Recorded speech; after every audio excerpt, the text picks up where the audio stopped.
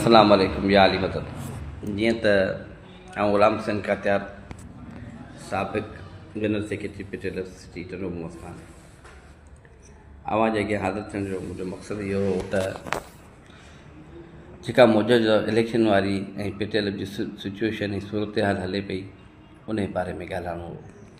ॻाल्हाइणो इहो हो त असां या सिंध जो हर हिकु उस्ताद जेको तंज़ीम आहे ऐं प्राइमरी उस्ताद जे लाइ ख़ैर ख़्वाह आहे ऐं उहो परेशानी में मुब्तला आहे।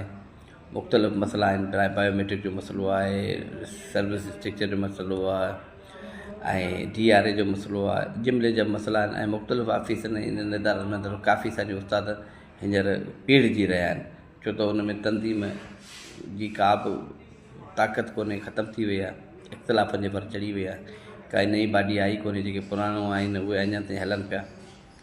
हाणे ॻाल्हि हीअ त उनखे हर हिकु पंहिंजो इलेक्शन जो ऐलान कयो। पहिरीं त चांडी साहिब जी बाडी आई, उन 18 तारीख़ टाइम ॾिनो। उनखां पोइ वरी गाज़ी जमाली अलॻि सां पंहिंजो ऐलान कयो त भई मुंहिंजो इलेक्शन जेका कराई वञे सा 11 तारीख़ जनवरी ते फार्म भरण जी डेटूं वग़ैरह कयूं। बहरहाल जेकॾहिं इहे 2 इलेक्शनूं थींदियूं त उहो कंहिंखे फ़ाइदोमंद कोन थींदियूं, उहे जथा थींदा, ग्रुप थींदा ऐं तंज़ीम जी पंहिंजो वधनि हिते ऐं उन ते वार थींदो। सो इन ॾुख में जी घड़ी में तकलीफ़ में सभिनी सिंध जा जेके काफ़ी सारा दोस्त हुआ, उन्हनि जेके ख़ैर ख़्वाह उन्हनि चयो त हिनखे हिकिड़ी प्लेटफार्म ते हिकिड़े ट्रैक ते आणियूं तंज़ीम खे ऐं हिकिड़ी इलेक्शन करायूं।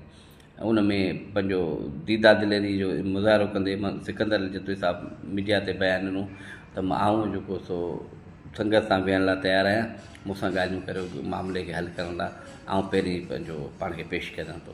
उन खे मदे नज़र रखंदे सिकंदर जतोई साहिब जी ॻाल्हि खे पंहिंजो मदे नज़र रखंदे सिकंदर जतोई साहिब जी ॻाल्हि खे मोहतरम ग़ुलाम रसूल क़बूल कयो ऐं टाइम रखियो वियो मरकज़ी ऑफिस में। उन में टे पंहिंजो सिकंदर जतोई साहिब जी तरफ़ां ऐं 3 ग़ुलाम रसूल मेहर साहिब माण्हू चूंडिया विया। उन में ग़ुलाम रसूल मेहर साहिब, मुख़्तियार सोलंकी ऐं अब्दुल शकूर सारंग उनजे तरफ़ां ऐं सिकंदर जतोई तरफ़ां ऐं ग़ुलाम हुसैन कात्यार, अतीक सोलंकी ऐं सिकंदर जतोई 3 ॼणा ऐं तक़रीबन ख़ुशहाल माहौल में मीटिंग थी। 2:30 बजे खां शुरू थी, तक़रीबन उहा मीटिंग कंटिन्यू हली राति जो 9, 9:30, 10 बजे ताईं।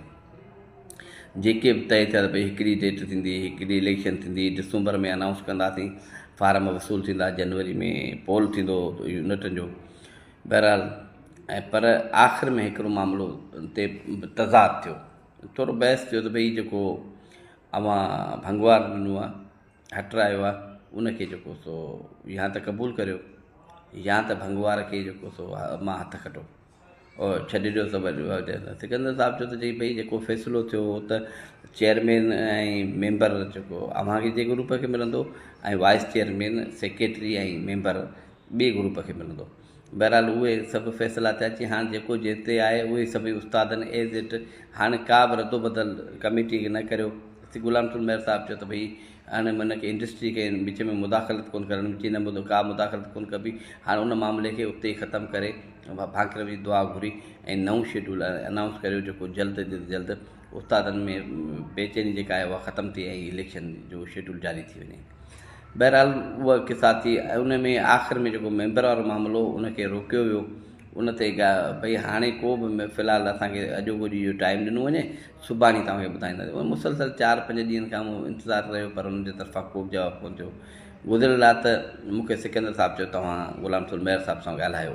मूं उनखां अॻी राति ग़ुलाम रसूल मेहर साहिब सां ॻाल्हायो भई हीउ मामिलो आहे, तव्हां छा था चओ।